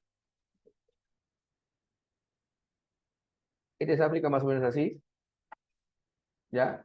Ustedes se dan cuenta, aquí está el canal de Suez. Es un canal que comunica el mar Mediterráneo con el mar Rojo, ¿ya? Acá está, por supuesto, Arabia Saudí, acá está el Golfo Pérsico y acá está la India, ¿ya? La India es la colonia más importante que tiene Inglaterra. Así que, muchachos, para que les quede más claro, ¿ya? Gran parte de los recursos que tenía Inglaterra salían de acá, petróleo, bastante petróleo de acá salían muchos recursos, pero todos esos recursos pasaban por aquí y rápidamente llegaban a Inglaterra. La otra era que lleguen por acá, pues, ¿no? Tardaba más tiempo. Entonces Hitler dice a Rommel, General Rommel, quiero que captures toda esta zona norte. ¿Estamos bien? Y capture ese canal de Suez para hackear a Inglaterra.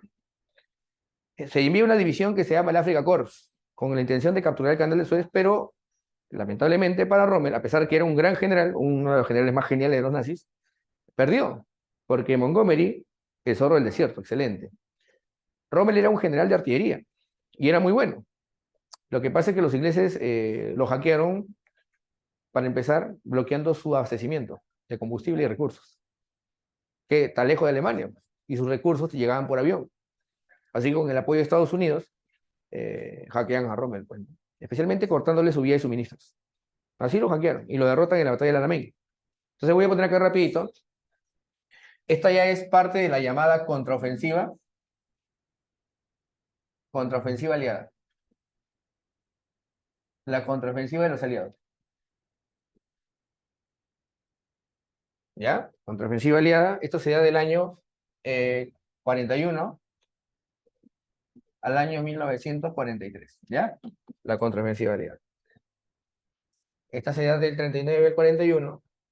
¿Ya?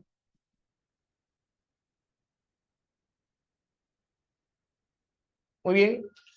Y empezamos con la primera que sería el Frente Africano, el primer frente. Frente Africano. Y ahí tenemos el Frente del Pacífico. Y por último, el frente más sangriento de la Segunda Guerra Mundial, que sería el Frente Oriental. ¿Ya? Son tres frentes donde se da la respuesta de los aliados. Primer frente, segundo frente, tercer frente. Primero voy a poner acá el frente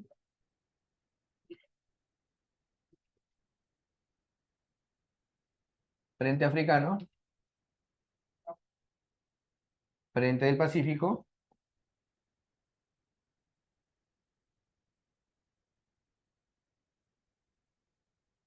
y el frente oriental.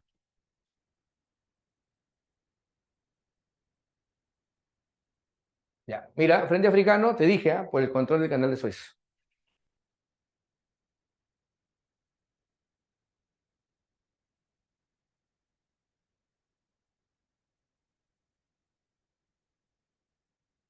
Del canal de Suez, ¿no? Como te dije hace un momento, se produce varias batallas, la batalla del Tobruk y la más importante que va a ser la batalla del Alamein.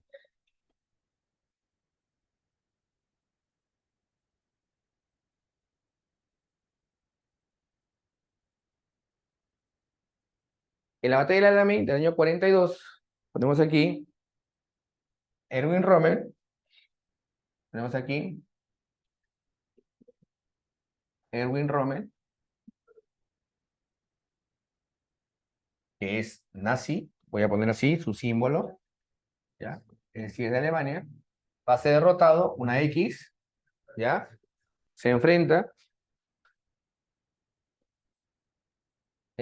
Rommel, se enfrenta a Bernard, voy a poner así ya, Erwin Rommel del Afrika Korps, él es el jefe de esta división alemana en África. Ojo, cuando digo Afrika Korps es porque es el cuerpo alemán que está en África. Son alemanes que están en el norte de África, cuerpo africano.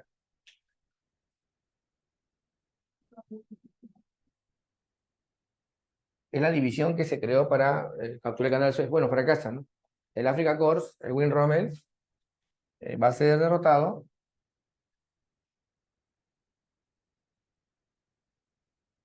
El general inglés Bernard Montgomery, ¿ya?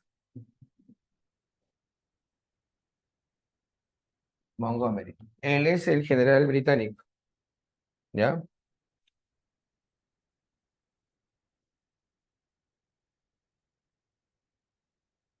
Ya es obvio, ¿no? Si estoy poniendo acá ING es porque es Inglaterra, pues, ¿ya? Una vez puse así, el profesor que era ingeniero, no. Él es el general Bernard Montgomery de Inglaterra. ¿Ya, muchachos? Sí, ya me pasó ya. A veces, por ahí nunca falta un alumno despistado. Ya, entonces tenemos ahí el frente del Pacífico, ¿ya? Tenemos ya primero el frente africano, que básicamente es Alemania con Inglaterra por el control del canal de Suez y el frente del Pacífico. Ya, quiero aclararte lo siguiente, el mar abierto del Pacífico. Ahí se van a enfrentar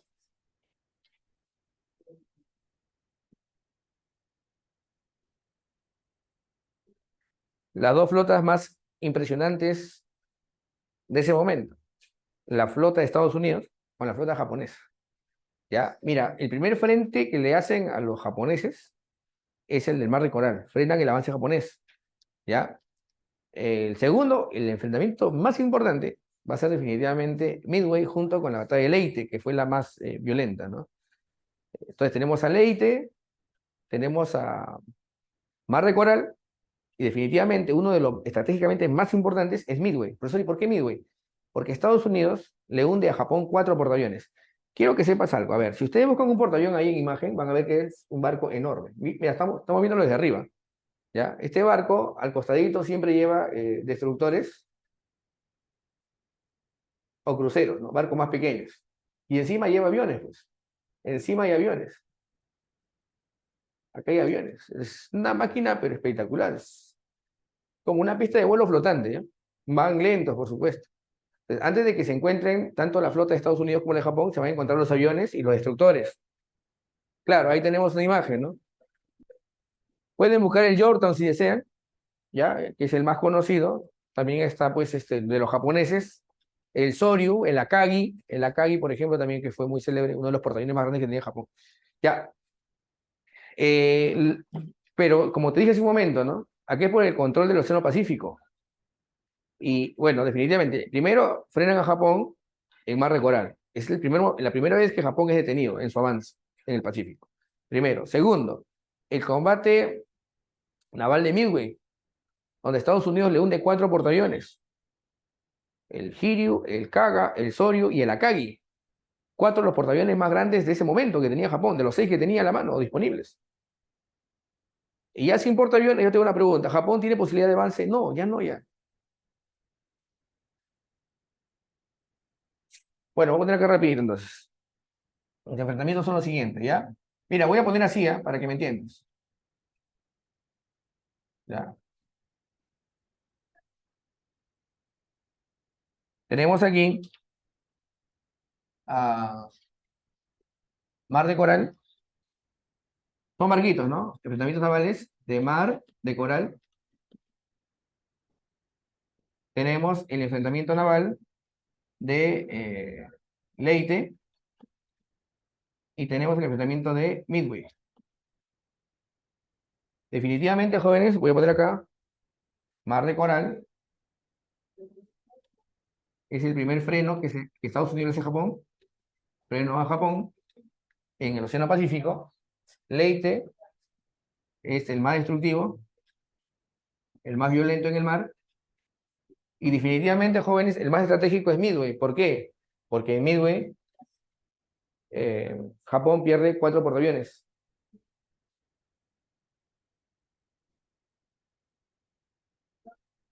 Voy a poner así, mira, portaaviones japoneses son destruidos. Mira, XX.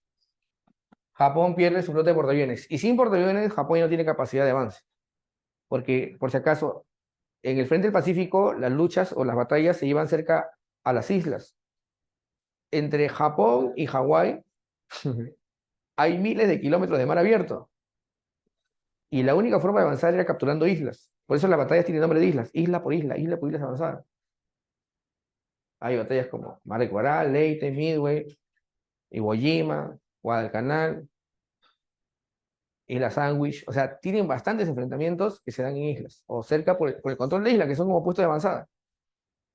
Muy bien, y en Midway, jóvenes, los dos almirantes más célebres van a ser, por el lado de Japón, Shuichi Nagumo, que es el almirante de Japón, ¿ya? Que se enfrenta en Midway versus el almirante norteamericano Chester. Chester. Bueno, se llama así, Chester Nimitz. Chester Nimitz. Nombre Firulais tiene, ¿no? Pero bueno, Chester Nimitz es el almirante norteamericano, ¿no? De USA. Ya está. Y muy bien, muchachos, tenemos acá ahora el Frente Oriental.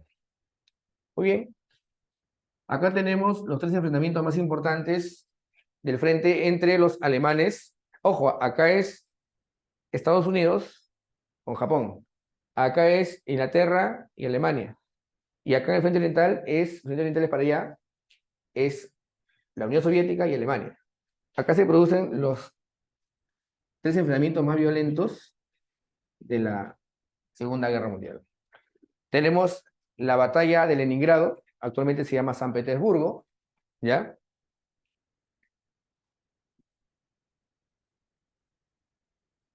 Tenemos el mayor enfrentamiento de tanques de la historia, que es la batalla del Kursk. Y tenemos definitivamente la batalla más importante de la Segunda Guerra Mundial, porque era la primera vez que una división completa se rendía, jóvenes. Y es más, el encargado era un mariscal de campo, recién ascendido por Hitler. Bueno, Leningrado es el mayor asedio de una ciudad, jóvenes. La población de Leningrado o San Petersburgo estuvo rodeado prácticamente dos años. La gente no podía salir ni entrar. Muchas personas comenzaron a morir de hambre y su desesperación, como había muchos cadáveres y el frío era muy terrible y la carne se conservaba, comenzaron a practicar canibalismo. Mutilaban a veces, miren, para tener poco de calor o fuego necesitabas aceite. Se mutilaban las nalgas de las personas muertas para extraer un poco de tejido adiposo o aceite, ¿no? Bueno, no voy a seguir, jóvenes, porque esto es horrible. La gente que estuvo en Leningrado pues, estuvo al límite. Es más, proliferaron las ratas. Y tanto así, jóvenes, que el gobierno soviético tuvo que arrojar gatos con paracaídas para que puedan acabar con las ratas. Y lo hicieron. Es más, los gatos tienen su monumento en Leningrado. Porque las ratas jóvenes, en su desesperación, también por comer o alimentarse, atacaban a los seres humanos. Y atacaban en grupo a veces. Tú estabas durmiendo ahí, no sé, en los escombros, ahí con tu familia, y de repente, venía la rata y comenzaba a comerte. Sí, fue horrible. Leningrado es el mayor asedio de la Segunda Guerra Mundial. Voy a poner aquí, ¿ya? Los gatitos hicieron la suya, jóvenes. Tienen su monumento. En Leningrado tiene su monumento. ¿Eh? Por ahí de repente alguien lo encuentra. Monumento a los gatos. Ahorita Leningrado se llama San Petersburgo.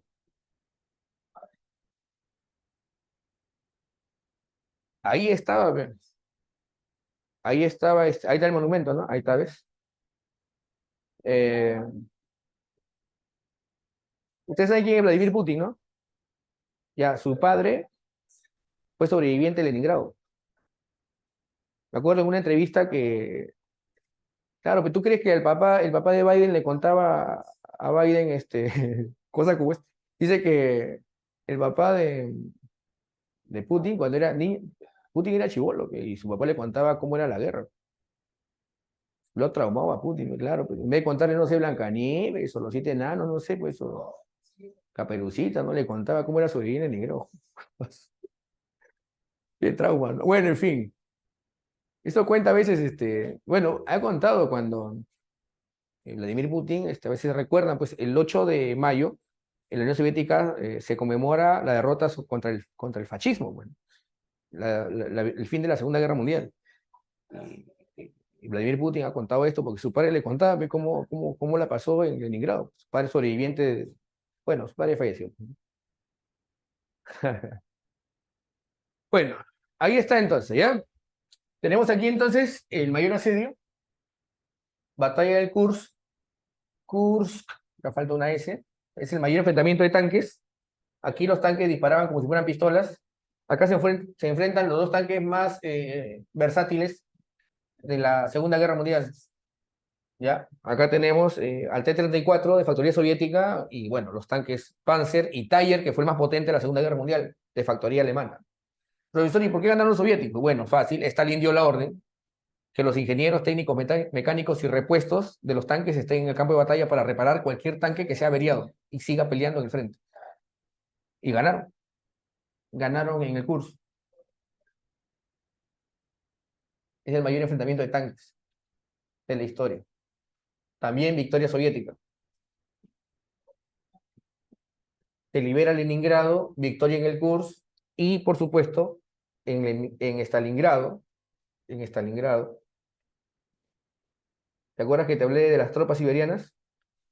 Se las vestía de blanco, se les vestía de blanco para camuflarse entre la nieve, ¿ya? En Stalingrado se produce, esta es la batalla más sangrienta de la historia mundial, la más sangrienta, 2.300.000 seres humanos murieron en este lugar, pero el mérito de los soviéticos es doble, porque en esta batalla, que es la más sangrienta, derrotaron a una división completa. Es más, Friedrich von Paulus, recién ascendido mariscal de campo por Hitler, se rinde ante el ejército rojo de obreros y campesinos, el ejército soviético.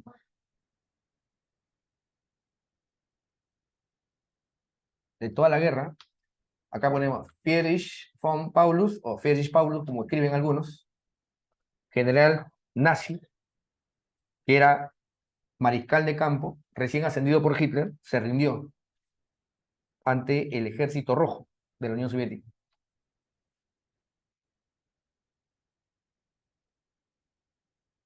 Ante Georgi Zhukov, general soviético, ya, él es de la URSS,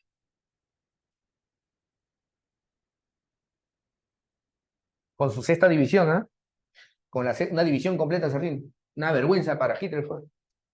Nunca en la historia de Alemania, nunca en la historia de Alemania un mariscal de campo se había rendido. Muy bien, muchachos, y ahora sí vamos con las acciones finales. Acciones finales.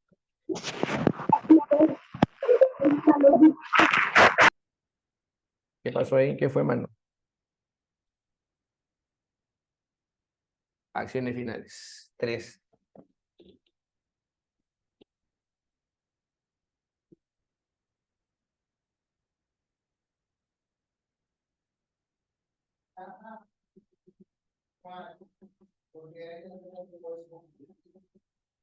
Mira, en el año 1943, todavía en el 43, se reúnen los líderes de las tres potencias, la Unión Soviética, Inglaterra, Churchill, Stalin, Churchill y Roosevelt se reúnen en la famosa conferencia de Teherán.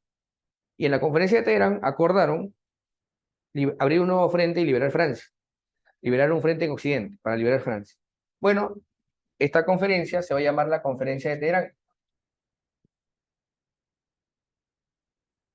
Acá se reúnen los llamados tres grandes para liberar Francia. Y bueno, esta conferencia dio origen a lo que va a ser en el año 44, 6 de junio del año 1944, se produce el mayor desembarco anfibio de la historia. 1.300.000 seres humanos fueron llevados desde el sur de Inglaterra al norte de Francia para liberar Francia. A esta operación se le conoce como la Operación Overlord, también conocida como el desembarco de Normandía. Este día, 6 de junio, fue conocido en la historia como el Día D, que dio origen al desembarco de Normandía.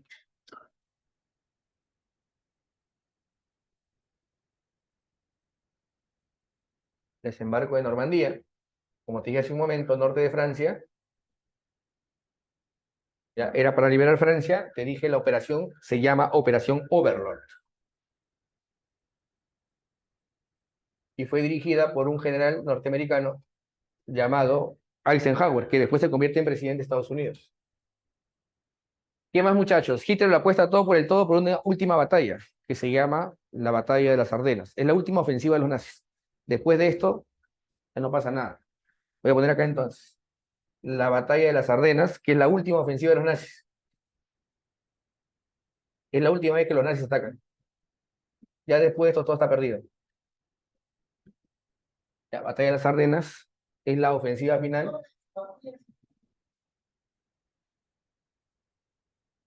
Última ofensiva de los nazis.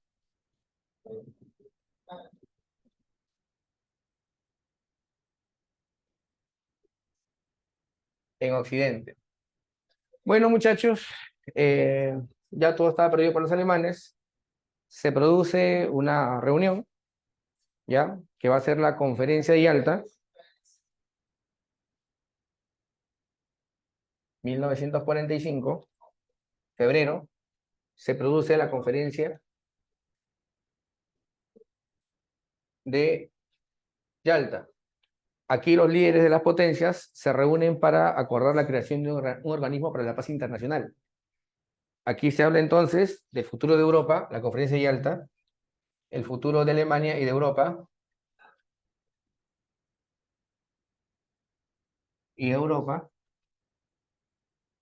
Acá empiezan las discrepancias de qué hacer con Alemania. Los soviéticos decían que la Alemania nazi, bueno, la Alemania nazi fue una etapa de la historia de Alemania, pero Alemania debería continuar tal y como estaba unida. Estados Unidos proponía que sea dividida. Inglaterra y Francia apoyan esta propuesta, pero los soviéticos querían que Alemania siga siendo única. Pero bueno, en fin, se dividió al final, ¿no? Futuro de Alemania, acá se discute el futuro de Alemania y Europa, los términos de rendición, pero también se habla de crear un organismo para la paz internacional, que se va a llamar la ONU, que sería una superación de la Sociedad de Naciones. Muy bien, en la última batalla ya va a ser la captura de Berlín, llegan los soviéticos primero, se produce la batalla de Berlín y la caída del Tercer Reich. ¿Ya? Esto es en mayo de 1945. ¿Ya? Miren, jóvenes, Hitler supuestamente se suicida. Bueno, solamente les aclaro, jóvenes, nunca se encontró el cadáver de Hitler. ¿Ya? Eso es lo único que les puedo decir. Dicen que Hitler, bueno, no sé, se murió, lo quemaron. Yo lo dejo ahí. Bueno, Hitler se suicida, ¿ya? Y toma el mando un nuevo Führer que se llama Karl Dönitz. Dönitz, que era un general del alto mando nazi, ¿ya? Así parecido, ¿no? No, no bromeo, jóvenes, ¿eh? Hay una fotografía que se ha demostrado que es cierta, que se ha encontrado en Colombia. Y bueno, ya lo dejo ahí nomás, jóvenes. Ya solamente les aclaro, ¿ya? Bueno, Hitler se suicida, ¿no? Y cuando Hitler se suicida, toma el mando, sí, para que vean, jóvenes. Estaba ahí con los colochos. Bueno, ya. Hay una fotografía, búsquenlo si quieren. Se ha demostrado que es una fotografía auténtica, pero no, no sale mucho. Bueno, la cuestión es esta, ¿ya? Jóvenes, Hitler se suicida y toma el mando Karl Dönitz, que era el almirante de Alemania. Él queda como fiel sucesor, pero un sector de Alemania nazi no le hace caso, como ya todo está perdido, y este sector dirigido por Alfred Joll se rinde en Estados Unidos el 7 de mayo. Mira, Alfred Joll creyó que era más conveniente rendirse en Estados Unidos que ante la Unión Soviética porque sería peor. Los soviéticos habían sido destruidos por la maquinaria nazi. Y estaba claro que venían con sentido de revancha. Entonces, así que Alfred Joll, con un sector de nazis, se rinde en Estados Unidos en la capitulación de Reims. Pero otro sector de los nazis se rinde ante la Unión Soviética. Eso pasa el 8 de mayo. O sea, Alemania tuvo dos rendiciones. Esto daría origen pues a las dos Alemanias. ¿Ya? Entonces voy a poner acá caída del Reich. Y como ya dije hace un momento, bueno, hubo dos capitulaciones. capitulación y capitulación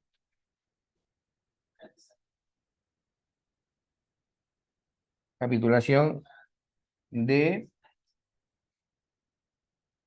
de Reims primero. Este es el 7 de mayo, ¿ya? Y la capitulación de Berlín. O sea, Alemania se rindió dos veces. Esta fue la, ante los soviéticos. Esta considerada pues como la final, pues. La otra fue una operación que fue hasta secreta, encubierta. Muchos nazis escaparon por el Vaticano. Bueno, en fin, yo lo dejo ahí. Ahora, yo les aclaro la guerra en el Pacífico.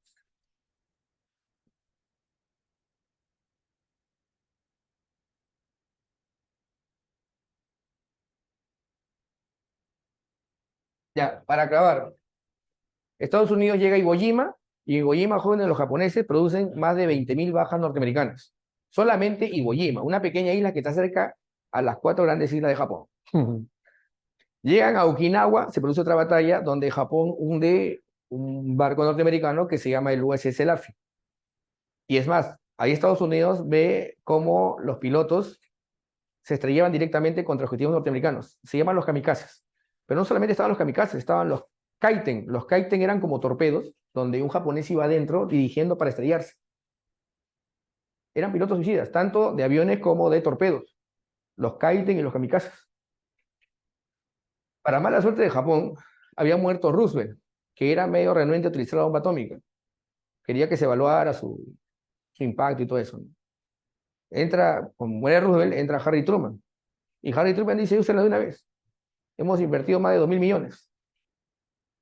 Y bueno, Estados Unidos, después, mira, de la batalla de eh, Iwo Jima, después de la batalla de Okinawa, y cuando ya Japón estaba hecho triza, joder, no tenía nada que hacer Japón. Es más, Curtis LeMay, te doy el nombre este desgraciado, comenzó a arrojar cantidad de napal en varias ciudades que no tenían que ver nada con la guerra en Japón, matando a familias completas que no tenían que ver nada con la guerra. Curtis LeMay, cuenta bien este desgraciado.